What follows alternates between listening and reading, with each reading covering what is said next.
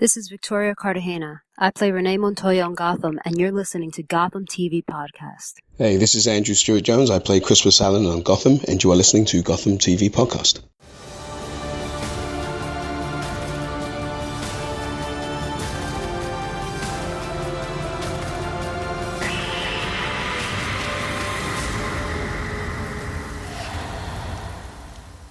Hi, and welcome to Gotham TV Podcast, the unofficial podcast about the TV show Gotham and the connected DC universe. I'm one of your hosts, Derek. Hi, I'm your other host, John. And this week we're talking about episode 5 of Gotham, Viper. Yeah, really good episode. So let's get into our news to start off with.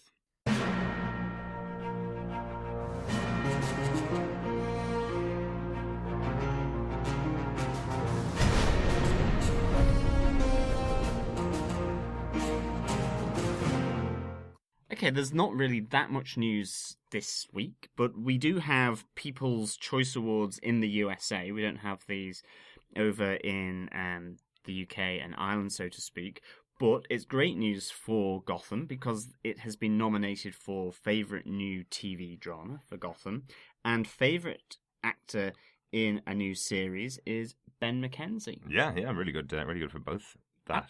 And I think Oswald Cobblepot, no? No, unfortunately he wasn't nominated. It's I think because he's considered a supporting actor, there's no best supporting actor in a new series, I think, this year. So I presume he'll be nominated next year.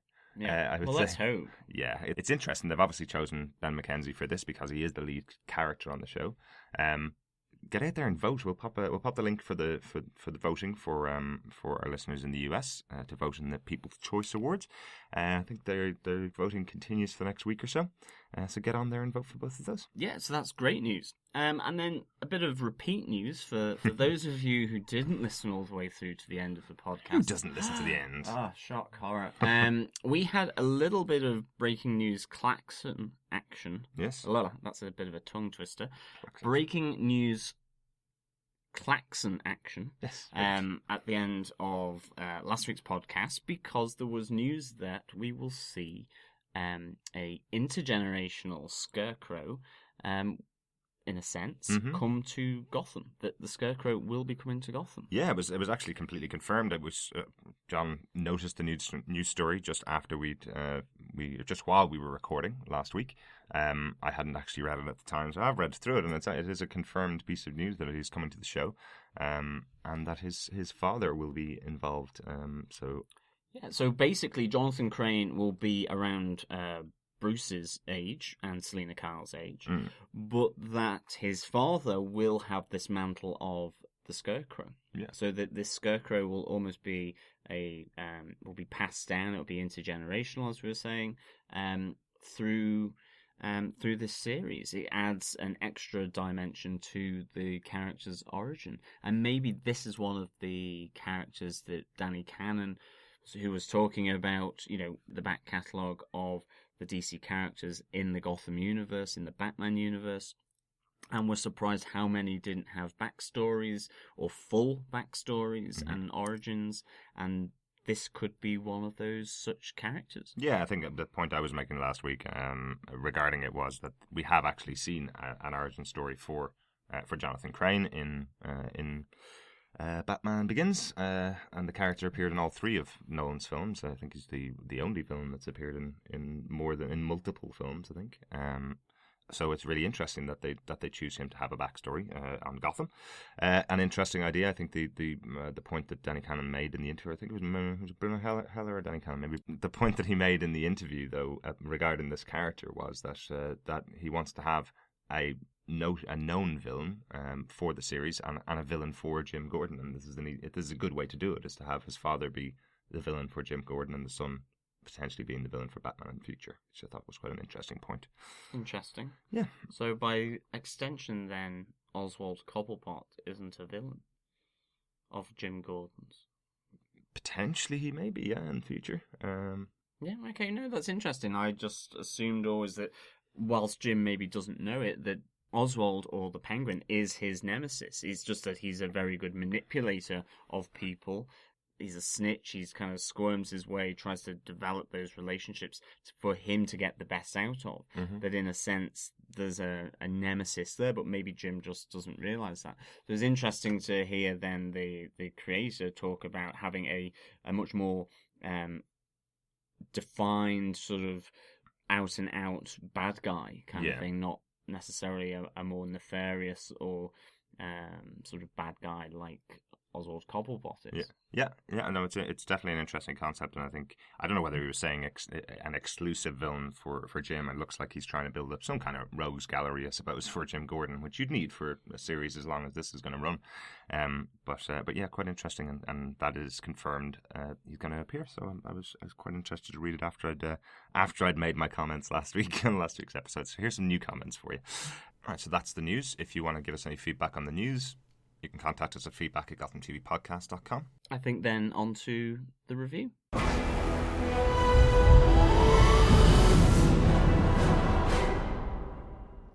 So this week's episode was Viper, written by Rebecca Perry Cutter and directed by Tim Hunter. Rebecca Perry Cutter was a writer on The Mentalist, which is Bruno Heller's other show. And Tim Hunter has been a regular director of episodes for many, many TV series, from everything from Twin Peaks up to Glee and American Horror Story. So he's worked a wide gamut of TV shows. Yeah. Interesting to have him on here. Do you want to give us a synopsis of the show? Yeah. In the aftermath of the Arkham vote, Maroni seeks to push his advantage over Falcone by hitting his grand casino, the jewel in Falcone's empire, with inside help from Oswald, who has revealed his past to Maroni, and in doing so has embroiled Jim Gordon at the same time into the affairs of Maroni. As these criminal machinations begin to play out in Gotham, another puzzle comes into focus for Jim Gordon and Harvey Bullock, as a new drug called Viper is being distributed for free onto the streets of Gotham City. The new drug threatens to plunge the citizens of Gotham into trouble, as whilst delivering a temporary high, the drug ultimately leads to a rather gruesome and bone-crushing death. The perpetrator of Viper in Gotham is exposed to be a disgruntled former employee of a large pharmaceutical company, a man called Stan Potolsky, who seeks to send a message back to his former employers and to the company's board members about their morally and ethically ambiguous military projects that Viper was a part of. Worryingly, Viper, the pharmaceutical company, and the events surrounding the drug's release onto the streets of Gotham intersect with Bruce's continuing investigation into the results of the Arkham vote and the apparent betrayal of his mother's legacy. Right. Very interesting. So what are your initial thoughts then of Episode 5 Viper? The show's really getting its stride now, to be honest. Really enjoyed Arkham last week, and this episode Viper's really good. I'm loving Sal Maroni. I'm loving that whole storyline with Oswald. I'm really liking the Fish storyline as well at the moment. I think that's really good, and I can see that the whole piece with Bruce and Alfred, where they're starting the investigation, is really, really good. I'm really enjoying it. Probably a bit of a setup episode for a lot of stuff that's going to happen in future, which we'll obviously talk about. But I really enjoy a setup episode like this where they explore the characters. I think that's pretty good. How about yourself? No, I agree. I think it's very much a setup episode, but it's a setup episode that is really well done. It's actually quite a simple through storyline of Viper, but it seems to connect in with this whole wider universe now of Wayne Enterprises, which is an intriguing addition. Absolutely. I think it sets up a lot of other different subplots surrounding the whole Maroni and Falcone, particularly for Fish Mooney and another player within Falcone's gang. So all these are all nicely teased out, and Viper and the drug and the guy behind distributing this onto the streets, has got that cachet of Viper equals potentially Venom, as we hear, Bane. So this idea of really bringing in an incredibly well-known character now, given The Dark Knight Rises. Absolutely. And setting that up within sort of Wayne Enterprises and its subsidiaries, which I think is a nice little bit of complexity added to the whole storyline. So yeah, as you mentioned, a lot of people know the character of Bane from The Dark Knight Rises. What they probably don't know if they haven't seen the old Joel Schumacher film, Bane runs on a drug called Venom. He's essentially become addicted to it. He has to take it all the time to keep up his powers of being super strong, essentially. Something that wasn't brought into Christopher Nolan's films. But also that he's in huge amounts of pain, and because of this, and Venom helps to relieve that pain as well.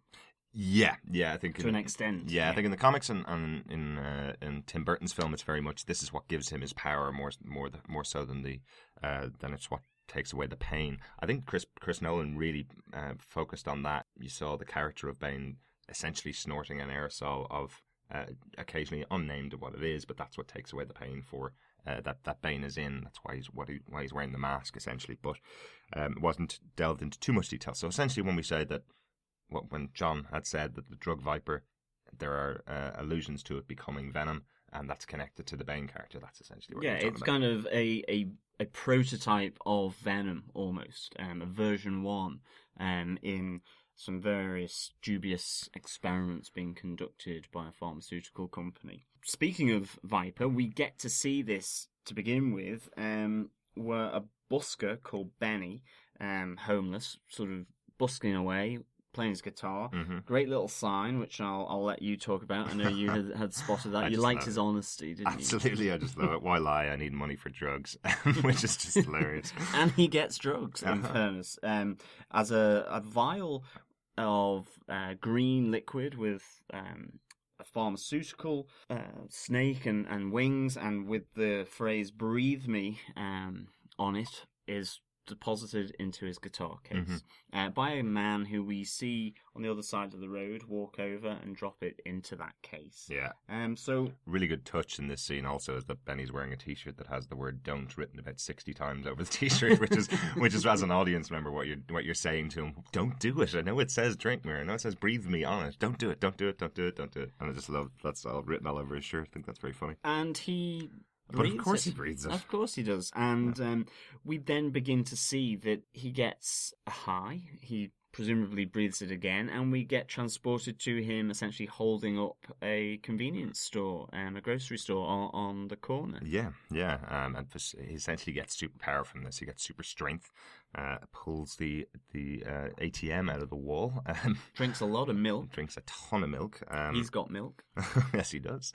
The grocery store owner calls him Zeus, essentially, because he looks like he's a god, is the way that he describes himself. Yeah, he says, "Do not vex me, mortal." Which is an odd thing to say. Is this drug seems to give illusions of grandeur, I suppose, and that feeling of being above everyone else, even just with regards to the whole strength that you puny humans are supposed to steal from a large blockbuster. But he's drinking a lot of milk as well, which. But again, I like the munchies kind of thing, but it's actually with milk. Yeah, I like the little touch here that he's called Zeus. Zeus is a character that's not only from mythology; he's also in the DC comics. In the New 52, actually, he's been set up as Wonder Woman's father in the new version of her storyline, which I thought was quite interesting. Yeah. It's just calling out, the fact that the person calls him Zeus and chooses that particular name. I thought that was quite interesting. But yeah, this sets off the investigation. Which I love as well, Harvey Bullock's line where he's essentially saying, but we're homicide, what do you mean he was high and so on, but we're homicide. It's a great little line. This one here. All right, nobody dead. We're homicide and it's lunch. So have a good day, sir. Call 911 and someone will take good care of you. Yeah, classic. I've been seeing the meme go around on Twitter for weeks now. I finally understand the picture of Harvey going, but it's lunchtime. Yeah, not only are they the homicide unit, nothing to do with narcotics, but it's also lunchtime. And they've just had a great little burger, hold the pickle, all this kind of going on. We get a very fleeting glimpse of the young Selena Kyle up to her usual tricks of pickpocketing. Yeah, and disappearing. And vanishing really down the alley. Just completely disappearing right in front of Jim's eyes, which I thought was quite cool. But again, Jim being the only honest cop in Gotham, of course he's going to go and investigate this crime, despite the fact that there's no murder. And against Harvey's wishes, which I think is quite interesting. That it's really, really good.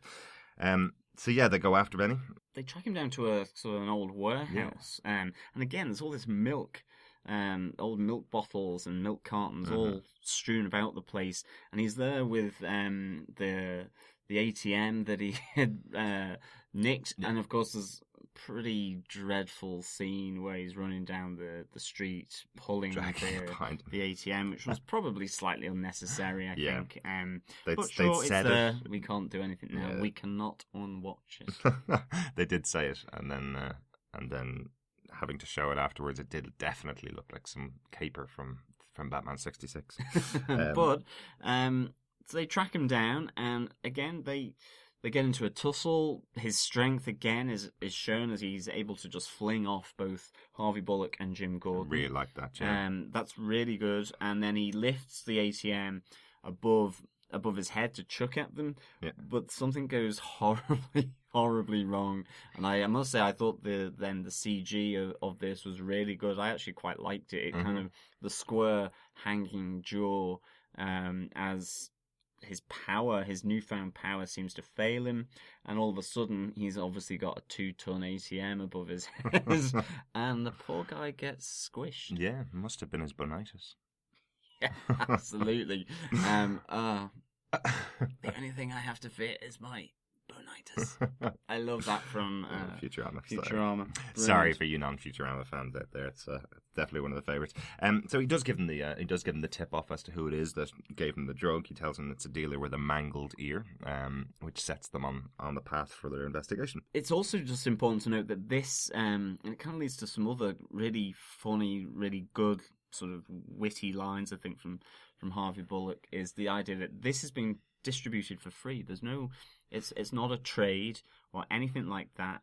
But again, it panics the GCPD, in particular Captain S. And I love her remark that that if this is getting out onto the streets, this is going to be horrendous. I mean, again, she's just thinking of the quiet life, or what I should say, the political angle of, this is going to cause my life a nightmare. I'm going to have to deal with City Hall, the media, deal with this investigation. It's going to be a nightmare.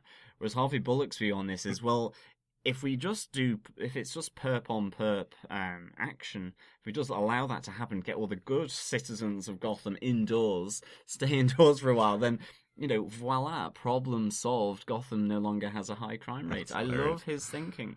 Yeah, but no, which is just Sarah Essen's response, which I think is very funny.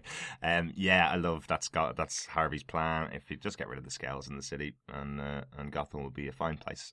And the way you do it is just make sure to get all the druggies off the streets and get them addicted to this. It was scale on scale action, I should say, rather than perp on perp action. That's all right. You can call them both. It's all right. So they essentially track down this drug with the help of Edward Nygma, who explains what the drug does. Essentially, the reason why everybody's going after milk is because it takes all the calcium out of their bodies, giving them extra strength, which I think is quite cool, and a nice little use of Mr. Nygma there. Ed Nygma kind of makes the point that this requires high-end facilities for its manufacture. This isn't simply a street lab or something like this. This requires some fairly sophisticated bits of equipment, and they decide to look at the possibilities of pharmaceutical companies being involved, at least as an initial point. And we get introduced then to Wellsine Pharmaceutical, which was mentioned along with Quillen Pharmaceutical, and I think there was a third as well. Yeah. So we've heard this name before, and here it's back again. Yep, it's quite an interesting concept, and essentially the head of Wellsine comes in very quickly, even before they've started their investigation, but she comes in immediately and says, we have no involvement in this, which is a great little lawyer move to cut off the police and just say, look, there's no involvement at all. And then Harvey and Jim mention the man with the mangled ear, and that obviously pulls her up to a stop immediately, and they realise there is actually a connection with this guy. That he was a former employee. But what other thing do we learn about Wellsine Pharmaceutical as well is that it is part of the Wayne Enterprise group of subsidiaries, companies, whatever. So there is this sudden connection to Wayne Enterprises, but importantly to the board and also then obviously back to Wayne Manor and the orphaned Bruce Wayne. And the episode actually starts with Bruce Wayne continuing his investigation of his parents' murder, but also now it appears the events following the Arkham vote with the mayor, this notion of Falcone and Maroni and how they were so influential within this deal, even though they're kind of mobsters and represent the criminal underworld, how they were such a large part of this deal to reinvent and redevelop the Arkham district of Gotham. Yeah, I really like how this kind of shows off Bruce's investigative side, essentially with his corkboard and his collage, much like Penguin's collage a couple of weeks ago.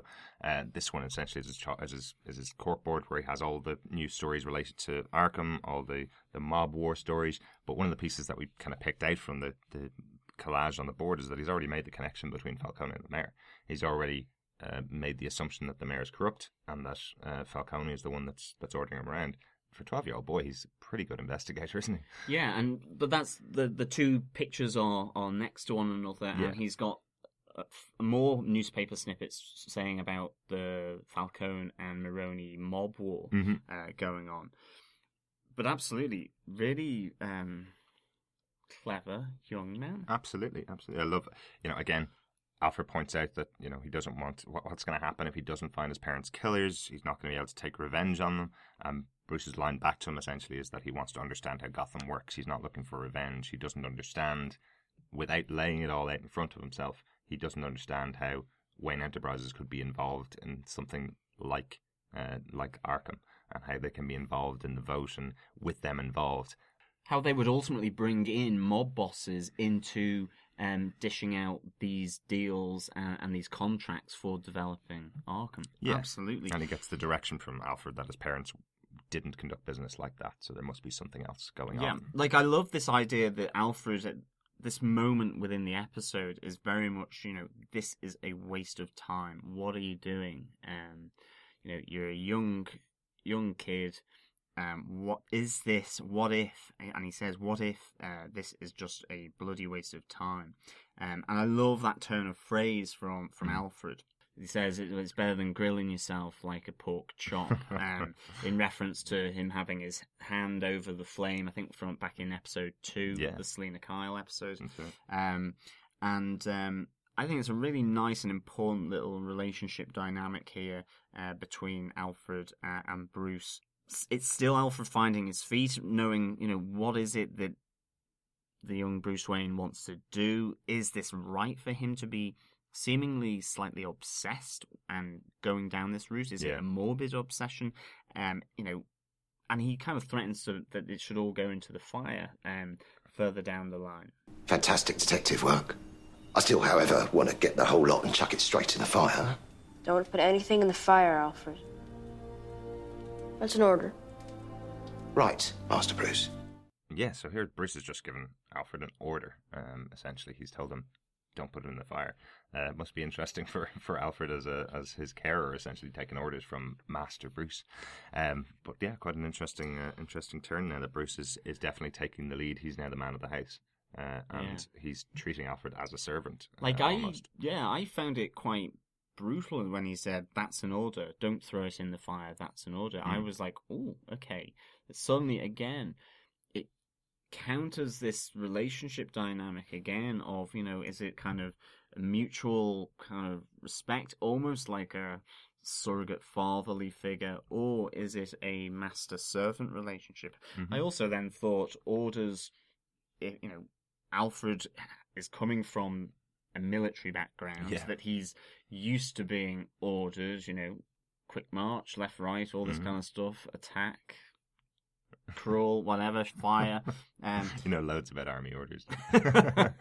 Yes, I would be great under intense fire in the field. But it would, that it is a real pivotal moment in that relationship. I think so. I think so.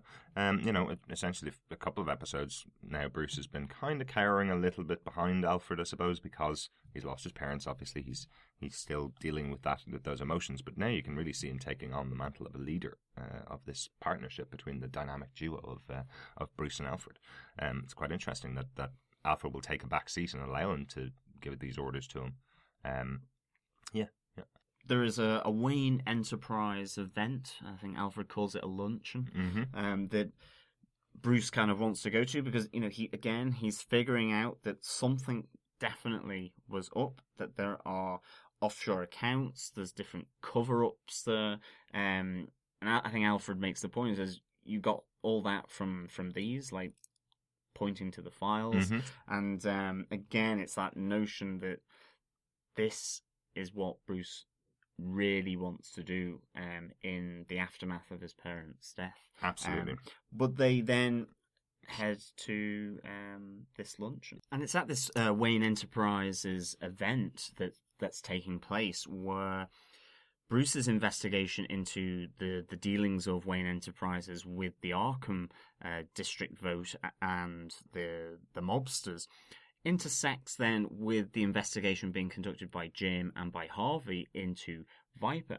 And prior to this, we see Jim and Harvey Bullock track down I call him a friend, don't they? Yeah, a friend, but it's a university lecturer of Stan Potolsky's, because we find out, Stan Potolsky, who is giving out the Viper for free, used to work for Wellsine Enterprises. They go to his friend at Gotham University to find out some more about him and what he was up to. Nice little bit of backstory here, that Stan Potolsky was a biochemist, but he was also into philosophy. He was involved in sort of the area of bioweapons, and that's what Viper was. It was this version 2, kind of a serum for soldiers to give them extra strength and abilities, and that he was there creating the next version, and that they name it as Venom. Yeah, and essentially that Thomas and Martha Wayne are the ones that put a stop to these experiments and to this work, because of their fear of what it would do, what it was doing to people, and Stan agreed with them. He's the one that took it to the Waynes and asked them to use their influence to stop it. So this gives us another little lead into, is this another reason why the Waynes were hit or taken out, because of the pressure they put on Wellsine to stop these trials, essentially. So last week we had the Arkham area, that they were the ones that were trying to rejuvenate it and build the state-of-the-art facility for treatment of patients, and the gangs of Gotham didn't want that to happen. So that was one reason that they could have been killed. And this week, at least Maroney. Yeah, absolutely, and Falcone. And then we see in this instant then that they were slightly unsure and worried about certain directions in certain parts of their business of Wayne Enterprises. They agreed with Stan Potolsky. Again, he went to the Waynes to complain, to get this shut down. The whole morality of it, the ethics of this bioweapon or being injected into human subjects, all adds another layer, as you say, to the possibility of who is behind the Waynes murders. Another layer, and indeed really nice ambiguity now to Wayne Enterprises, which you kind of got, say, in Batman Begins, for example, with Rutger Hauer as the chairman and CEO of Wayne Enterprises. Whilst Bruce Wayne is off in the Himalayas, you get this notion and idea that, you have this leader of Wayne Enterprises taking it down a route that his parents would never have allowed the company to go down. Absolutely. And you have this again here. Yeah, and it's specifically called out by the college lecturer here. Essentially, he says that just after they've died, it's gone back into production. This is what pushes Stan Potolsky over the edge. It's gone back into production at Wellsine. So he's taking out his revenge on, essentially at the beginning, it's homeless people.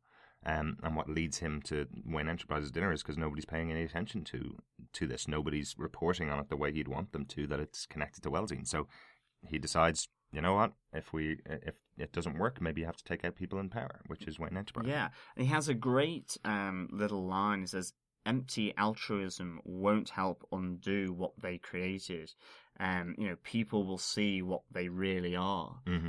This notion that, Wayne Enterprises is now using this facade of altruism that was there under Thomas and Martha Wayne for real, as a way of hiding potential corruption deep within Wayne Enterprises itself. That's how I kind of see it. What's altruism?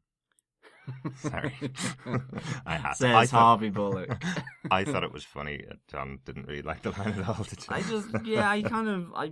I didn't go with it so much. I kind of just like the idea that, all of a sudden this old university professor suddenly sniffs a load of the drug and starts going badass with his Zimmer frame. That was very good. That was really good.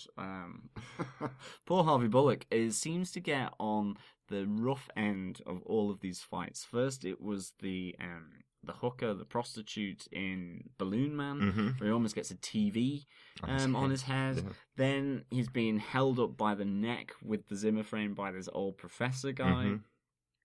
Yeah. He gets the rough end of the fighting deal in a lot of cases here. He certainly gets beaten quite a lot. But yeah, this leads on to the Wayne Enterprises dinner. Just one point I wanted to make: the rolling propaganda on the TV screens at Wayne Enterprises dinner is phenomenal. I've been to a lot of publicity dinners, a lot of PR kind of dinners. I don't think I've ever seen anything where it's just constantly rolling propaganda. Wayne Enterprises brings food to hungry children. Wayne Enterprises does all this for your life. It really sounds like something out of RoboCop. That kind of dystopian future of RoboCop. Yeah. And really just a quick aside that I kind of discovered through Batman Earth 1 actually. Was that in Batman Earth 1, Martha's surname is Arkham. Oh, right. It's the Arkhams.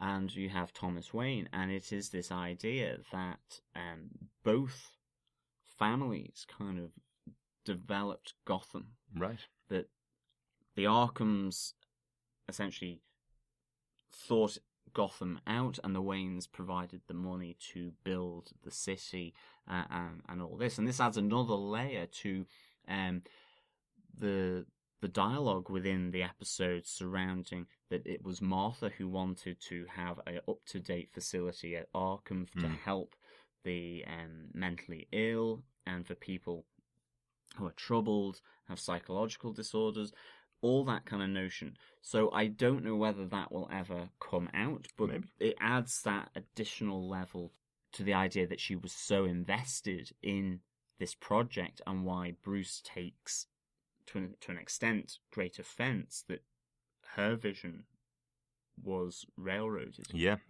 Batman Earth 1 has been on my reading list for ages. I'm really, really looking forward to it. I must read it. Sounds really interesting. Excellent. Yeah.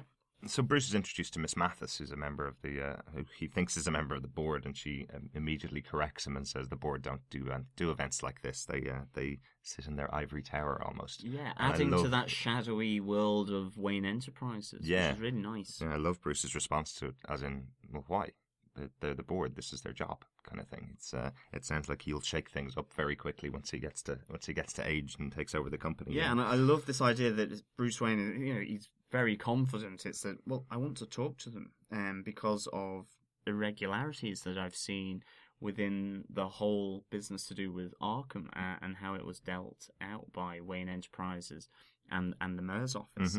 And it's really good how that works, but just this real shadowy elements. I love it. And the start of that really is Mathis. She calls herself middle management, but she seems pretty shadowy by the end of this episode. She's giving guidance to Bruce. She seems very friendly with him, but she's essentially the person behind Wellsine. She's the person that signed off on the Wellsine contract. She's the person that, as Bruce finds out during his investigation after meeting her, and the episode ends with her sitting outside the warehouse that Jim has been sent to. And she's essentially talking on the phone to whoever was involved in the project, saying that she essentially confirming she's the one that cleared it out, and confirming that they're investigating but not getting close to the overall plan. Jim and Harvey Bullock have both been told to go to Warehouse 39 down on the docks by Stan Potolsky, who has actually got a huge faithful of Viper, as Jim and Harvey kind of saved the whole Wayne Enterprises event, because his plan was to send a message to them and to gas them with their own drug. She's there on the phone in the car. She's seen that Jim and Harvey have gone into Warehouse 39, and it's like, as you say, she says, we'll review that if they get close. And you kind of go, close to what? Yeah. Is it Venom? Is it Bane? Is it Bane? Yeah. Is it former versions of Bane? Human test subjects? What is it? Or maybe it's related to the Dollmaker from episode 2. Yeah, it's one of those things when you get introduced to a character like Mathis, a named character who works for Wayne Enterprises. Of course, you're going to look it up on the internet afterwards, like I did. So essentially, there is a character called Mathis. It's a male character, Barton Mathis, in comics and also in the Arrow, I believe, who was Dollmaker. So that is the part behind Dollmaker. Remember, in episode 2, they did find the two villains who were stealing children, essentially, but they didn't find any connection to the Dollmaker. They didn't find who the Dollmaker was. So, is there a connection between Mathis and Dollmaker? And why are they stealing children? Are these the human test subjects? Remember from episode 2, Fish Mooney talks about, well, it just used to be pretty children, and now it's just street urchins, orphans, you name it. There's no quality, in a sense, being asked of the abductions done by the Dollmaker. So this potentially could be an interesting thread that may or may not play out. It could be linked, but certainly we still don't know any more behind the Dollmaker, and just that idea of the Dollmaker about someone who creates something could be important in this situation as well. Yeah, I think that's a really interesting theory. I like it. And then just one final thing is that we do see, as I said, Stan Potolsky get a faceful of his Viper, and he then jumps off the building whilst Jim and Harvey are there with guns pointed at him, telling him to kind of step down and to bring him in. But we don't see him die. We don't see his body at the bottom of the building. Presumably, it's just too early in the evening to show. Presumably, mangled body, but he's just taken the Viper, so it's superhuman strength, so he's able to survive the fall. But he doesn't get caught. Stan Potolsky essentially disappears. You kind of assume he may have died after the fall, but maybe not. Maybe Stan Potolsky, and I'll throw this out here now, I'm not entirely sure I have much basis for it. Is he Bane? Question mark. Interesting. No. Interesting thought. We'll see how it all plays out. Yeah.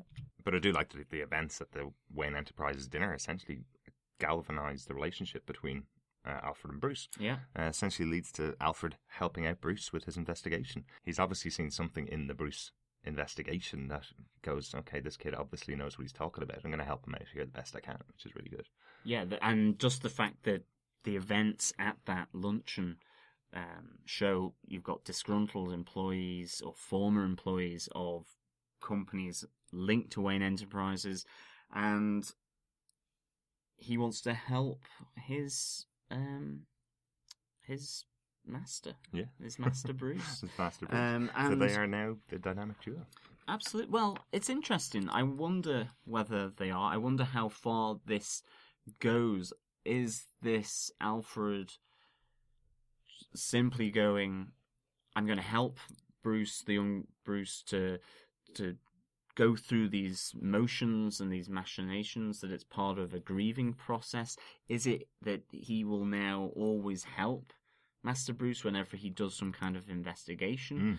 It'll be interesting to see, is this a one-off, or is this the start of something that gets bigger and bigger and bigger and expands ultimately with, obviously, the route we know it does go, which is to Batman and his loyal and trusted and able butler and friend Alfred. Yeah, no, it's a nice little kick-off point for that, definitely.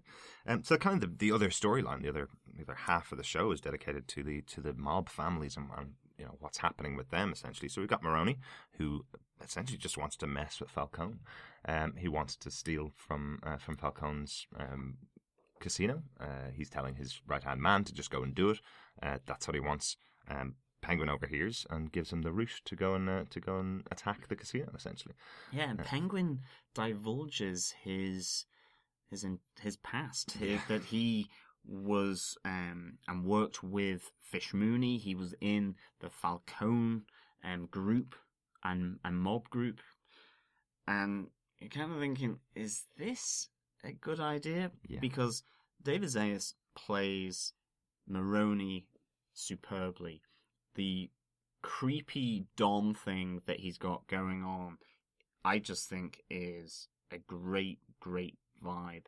And it's really quite scary. But you sat there, and Penguin's kind of like, you see him ruffling his feathers. He's getting quite chuffed with himself that he's ruffling his feathers. I like it. Yeah, but he's kind of puffing out his chest and ruffling his feathers, getting really kind of, this is all great, and look, I'm going to come here now and tell you that I can offer you all this, and that he's got confidence that it's going to be all right. And Maroni just grabs his head and smacks it into the table. He's kind of intrigued, and he kind of quite likes the notion and the idea of the story that Oswald Cobblepot has just said, but it's a scary moment for him, because again, he could quite easily have gone back to square one after this build-up. That I kind of think, is he just saying it too soon? But it transpires that he's not. But Maroni wants to get confirmation of this story, of who this guy actually is. Yeah, he obviously doesn't suffer fools, and obviously has dealt with people like Oswald many times before. So he obviously wants to get confirmation of his story. But I do like his discussion with Oswald about the name Penguin. Sit down. Come here. Thank you, sir. A great honor indeed. What's your name again? Everyone here calls me Penguin, sir. You don't like that name, huh? Yeah, well, you're wrong. It's a good name. Works for you. So is this the reason why he takes on the confidence of the Penguin? Is this the reason why he takes on the name and keeps it for the rest of his life, because of that discussion with Maroni where he tells him it suits you? Exactly. And the other great bit of perceptive brilliance from Maroni is that he kind of has this. He says, "I've got a player."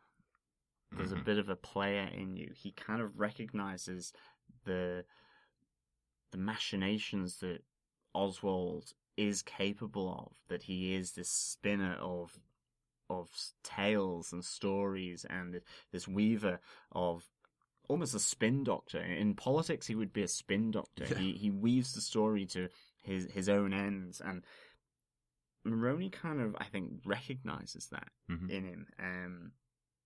And it's a really it's a great little bit of interplay. I love it, and I think you're right. I think it ultimately gives Oswald confidence in being the Penguin and taking on that mantle, that moniker. Absolutely. And talking about a disturbing scene, the scene with where Maroni is interviewing Jim, essentially, has kidnapped Jim, brought him to his restaurant, and is questioning him about Oswald without giving him any information at all as to what the story is that Oswald's told him. He essentially says, if you don't tell me the exact same story, both of you are dead. Yeah, he puts Oswald's face on the ham slicer. Really, really good, intense scene from David Zayas, as you said. If I don't like what I hear, slice his face. Begin slicing his face. I mean, really threatening, really scary. Again, really great from David Zayas. Really, Maroni has a real psychotic, dangerous streak behind his kind of head and don of the Maroni family. Absolutely. And again, we talked about it before, that Falcone wants to keep the city the way it is, that he's worried about the weirder parts coming up. I think Maroni kind of plays into that Maroni is a very different, much more unsettling kind of character to Falcone. I'd be hugely concerned if I was Falcone. I'd be hugely concerned at this person challenging me, because he has no qualms about how he how he takes out his enemies, very much so. So I think it's really, really good and really, really good storyline here with Maroni. I'm telling you, also, if I was Jim, I would definitely look for a transfer out of Gotham. I don't know why he's staying. I know he says it's his city and this is what he's born, what he was born, where he was born. This is what he wants to do with his life. But already, Metropolis is so boring. I would say so. In comparison, It's like, oh. But I mean, ultimately, the casino robbery that takes place on Falcone's casino is successful. It works out for Penguin, and Maroni reiterates it to Frankie, his right-hand man, that this kid's a player. Mm-hmm. It worked and it happened, and there's a realization, and it's something that he mentioned before, that they have now a new weapon against Falcone, and it echoes what ultimately Fish is doing with Liza that we saw from the previous episode, that she has a weapon against Falcone. I mean, poor Falcone, it sounds like he's been put up against a brick wall in front of a firing squad with all these weapons being pointed against him. So, I mean, he's kind of potentially getting into serious trouble down the line, and really there's a number of people trying to squeeze him here, and of course Maroni being one, but we then also see Fish developing her weapon in her club with Liza in some really good scenes again. Yeah, she's essentially teaching Liza Falcone's favourite song, which we learn later in the episode is Puccini. It's from an opera. I love the scene between Liza and Fish where Liza calls her mom. She says, "I'm not your mother. You might be my baby girl." It's really really interesting. And then she goes, "Oh, I'm bored. I want to get out of here," and gets a slap across the face for it with the "Are you excited now?" Yeah, it's a great. Again, I think Jada Pinkett Smith here. I like her. I'm sorry, I put it out there right now. I enjoy Jada Pinkett Smith as Fish Mooney. I am loving the character. I'm loving the role within the story that this character has. I'm loving her duplicity. It's just really good. We see her, first off, as you say, teaching her to sing Puccini, and then we also see herself sort of see Fish teaching Liza sort of how to hold herself, how to speak, how to come across to people in kind of an elegant manner. That idea again of theatricality, of a mask to put on in certain company. In this case, it must be Falcone's company. It's almost slightly Pygmalion, know, how it's being done. She's trying to take this rough diamond and make it sparkle for her own ends. Yeah, absolutely. It's a really good point. I think last week was a big turning episode for me with Fish, where, as we discussed last week, where she lets the mask slip in front of Butch Gilzeem for the first time and shows you that she has been putting on this performance for everybody around her except for Butch. When she's talking to Liza, she very much talks to her in her normal voice. She's teaching her, though, how to develop this mask. And I will definitely say, if Fish's Club was in my hometown, I'd be down there every week. I love the music in there. The vibe, yeah. The vibe, yeah. We've had Portishead a couple of weeks ago. We now have Arctic Monkeys in the background during this scene with Liza, which I love. There's Puccini's aria as well, which is quite nice for a bit of classical. Absolutely. Mixing it up a bit. She's not afraid to mix old with the new, with the grungy with the more electro. Good club. Club. Yeah. I wonder what drinks they will serve. Anything you want, I would say. Yeah. Judging by Harvey's state when he leaves it. Yeah, whiskey is big on the drinks menu. But I think her duplicity in all of this as well is really great. I'm loving it. And to begin with, we get introduced to a new character called Nikolai. Russian sounding. Yep. Some really good interplay with Fish and himself. They obviously, when we first meet them, do not enjoy one another's company. They appear not to like one another. Fish is kind of saying, well, here in Gotham we have electricity, we have TV and cars. Where you're from, you have nothing. Nikolai kind of is retorting with, women where I'm from are either cooks or mothers. And Fish retorts again, great line. Your mum must have been a lousy cook. I love it. And there's a real element of bad blood between these two, and this is part of the wider Falcone sort of criminal gang. Mm-hmm. Interesting point with Nikolai, Russian mobs in Gotham, that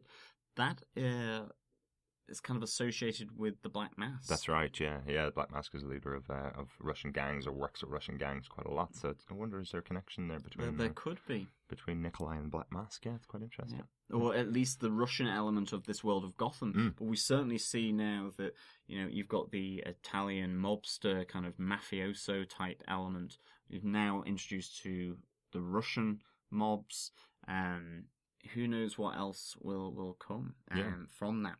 But what we kind of see towards the end of the episode, we certainly see Nikolai tied up seductively on a double bed. And who but Fish Mooney is on top of him? Yeah. He makes the point that women are either in the kitchen or in the bedroom, and Fish is right there with him in the bedroom. Absolutely, and potentially with a plan C. Yeah. I think this is... She's got a lot of plans hatch. Cooking on gentle simmer, ready to hatch. So maybe she is in the kitchen. She's got a lot of pans on the simmer here that she's playing with. She's got Liza. She's kind of mentioned, I need to have a plan B. This idea that Falcone being taken down, that she would be in the firing line there as well because she's associated with them. And now we see that she is playing Nikolai either genuinely for both their purposes, that they're both in agreement, or maybe she's not only playing Falcone, but she's playing Nikolai so that ultimately it's for her ends and her ends only. Yeah, absolutely. It seems like the warning that Falcone is going to get taken down is definitely sitting with her, and she's making her new plan to take him down herself. Very, very interesting. The reason why I say that is because Nikolai actually says, sometimes I think you really don't like me. And it's this duplicity, this ambiguity with Fish. She's obviously, and the way I read it is that she is just out for her ends, and she will back Nikolai's takeover of Falcone, only then to potentially undermine him. To become the dominant criminal mobster in Gotham, or that's her ultimate aim.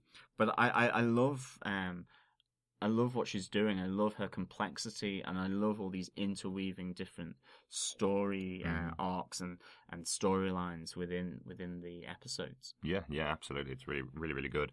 I do like the scene at the end. Feels like something out of a 1920s gumshoe kind of film with Falcone sitting there, Puccini playing in the earphones of a beautiful woman as she walks up, which is Liza, who's been dressed up to look like his mother, essentially. Hair dyed blonde, just to attract him. I'm telling you now, again, if someone did something like this, set it all up, and I was someone as intelligent as Falcone, I'd probably see through it pretty quickly. So that woman is singing my mom's favorite song and looks like my mother. Okay, who's got the camera? Exactly, and you kind of wonder, this Liza is there to become a weapon to get close to Falcone, and you think weapon, so is that to assassinate him, to kill him off when he least expects it? Is it just simply to get intel from him if she manages to keep that close relationship, or is it just some kind of insider role that she has that in his gang and in his home even? So that's be interesting to see how that plays out over maybe the season, or however many episodes where this begins to play out. Absolutely.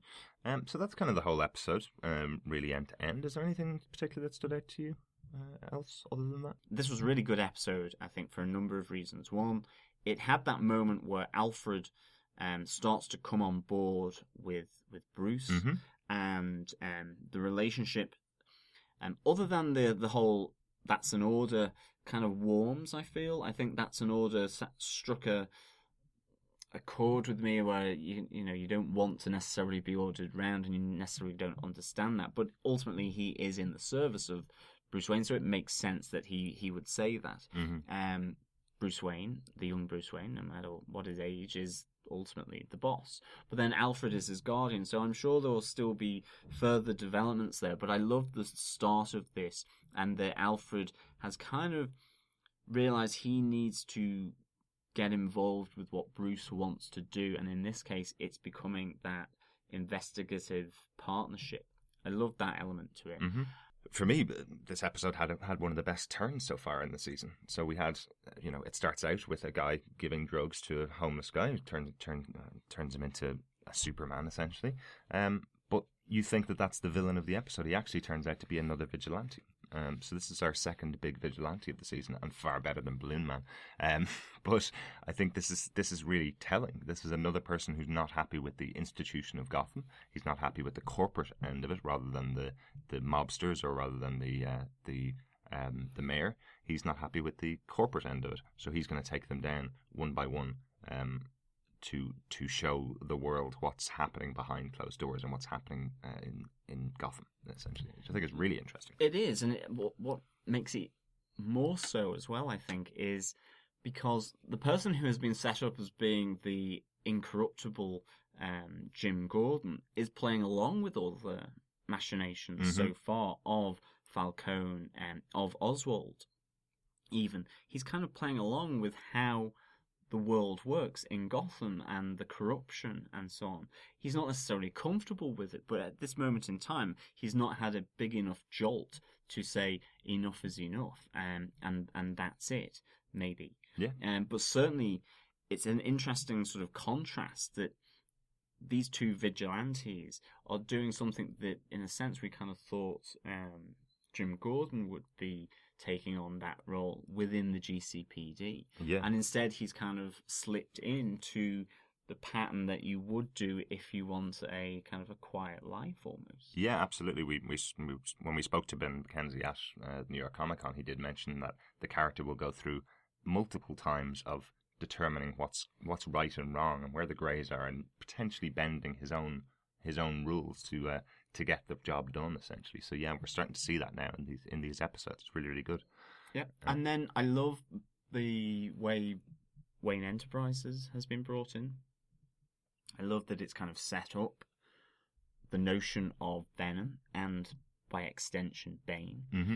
I love that it's shadowy and murky, the world of Wayne Enterprises, and that, in particular, these board members. I would love it if Matthias, middle management Matthias of Wayne Enterprises, ultimately has some kind of connection with the doll maker. Mm-hmm. It would appear that you could extrapolate something like that. Whether that will happen, we don't know. Mm-hmm. But if it does, I think that's a really clever connection back to episode 2 with Selena Kyle. Mm-hmm. And those abductions of all the kids. So I really like that element as well. And again, for me, John Doman and David Zayas as these two big Don pillars, Maroni and Falcone, are really excellent. As is Oswald Cobblepot, as is Robin Lord Taylor. Again, these serialized elements that we are treated to each week in each episode are excellent, and what I feel now is that what's progressed from episode 3 and the Balloon Man, where we were maybe slightly critical of that, is that these other elements, like Stan Potolsky, like in last week's episode, they feel more integrated into the serialized elements, even though they ultimately end up playing episodic elements of the investigation for that week. Mm-hmm. Although maybe we don't see Stan Potolsky die, maybe he will return as a angrier, larger, stronger person. Maybe. Or maybe not, maybe he's just dead. But I suppose the other thing for me, I think overall, hugely strong episode, really, really good. The one thing that did kind of bother me a little bit about it, a little bad thing for me, was just the number of endings. So it felt like the show ended about 15 minutes before the show credits rolled, essentially. But there's about 4 different kind of endings. There's more endings than Lord of the Rings. So I just felt you may need... they could have taken some of those elements and moved them into the next episode. Maybe the next episode's a really big one. Don't know yet.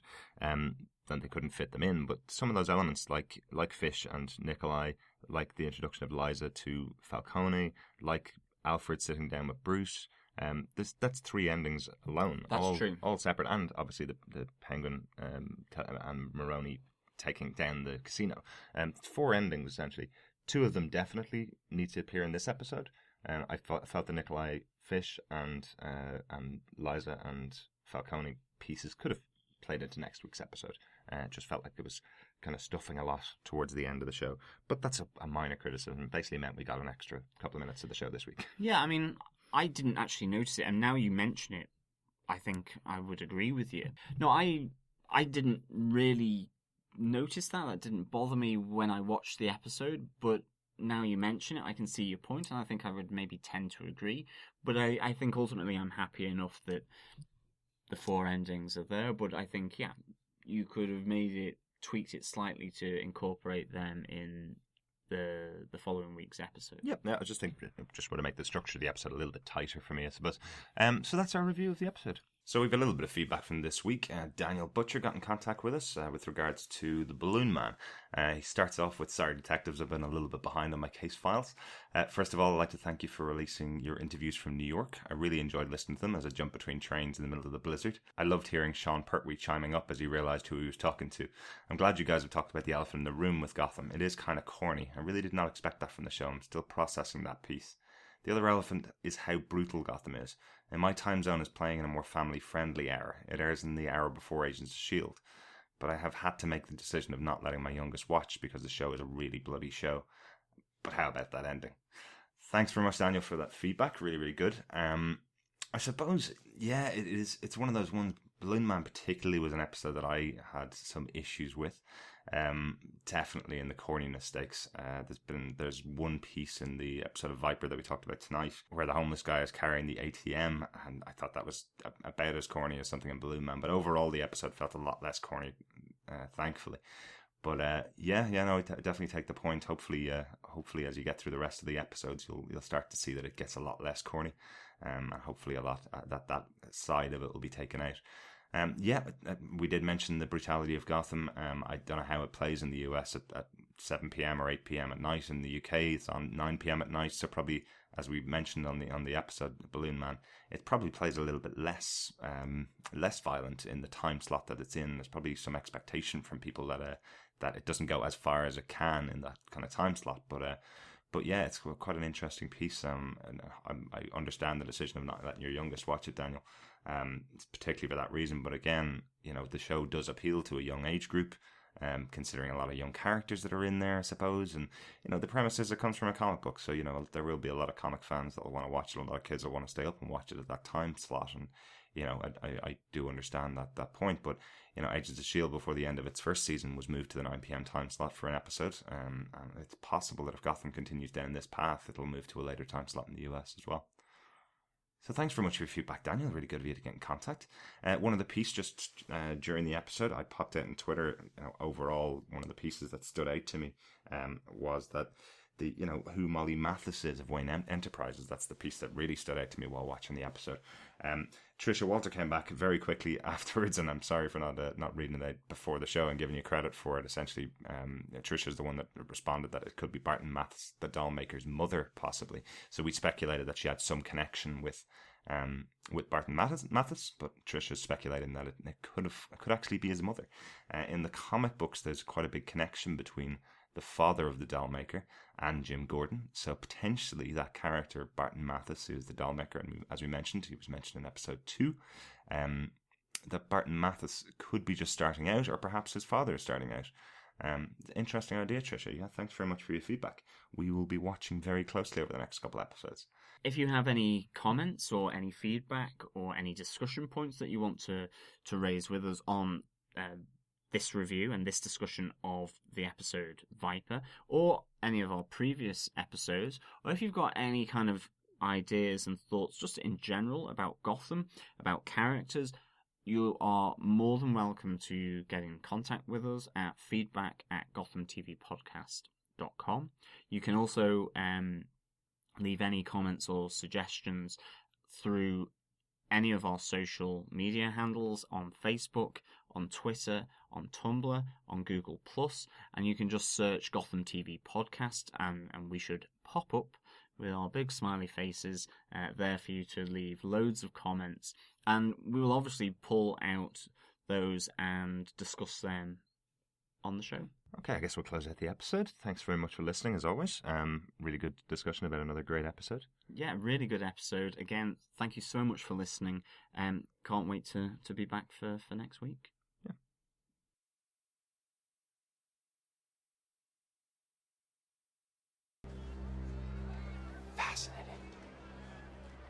Fascinating. Secrets I have held in my heart are harder to hide than I thought. Maybe I just wanna be yours. I wanna be yours. I wanna be yours. Wanna be yours. Wanna be yours. Wanna be yours. Gotham TV Podcast. Do not cross Alan and Montoya. Yeah, no, very interesting, and it's something, obviously, if you're not aware, I suppose, we're a bit more comic fanny, so sometimes.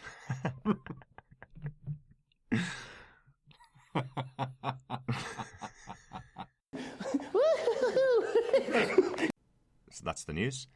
If you want to leave us any feedback, you can email us at feedback@gothamtvpodcast.com. Brian Michael Bendis. I got it right the first time. Okay, great. All right, as always, thanks for listening. Go on to iTunes and give us a review or a rating. Don't look at me like that. I'm just closing out the show. Oh, okay. Is that okay? Yeah. Sorry, I didn't know what you were doing. Sorry. I don't understand. Sorry. Okay, well then, just let's close out the show. As always, thanks for listening. Really good to chat about this episode. Another great episode of Gotham. Next week's episode is episode 6. I forgot the name. Brian Michael Bendis. Could be Brian Michael Bendis. I've written it down on the sheet so we knew what it was, and now I'm going to get all this out.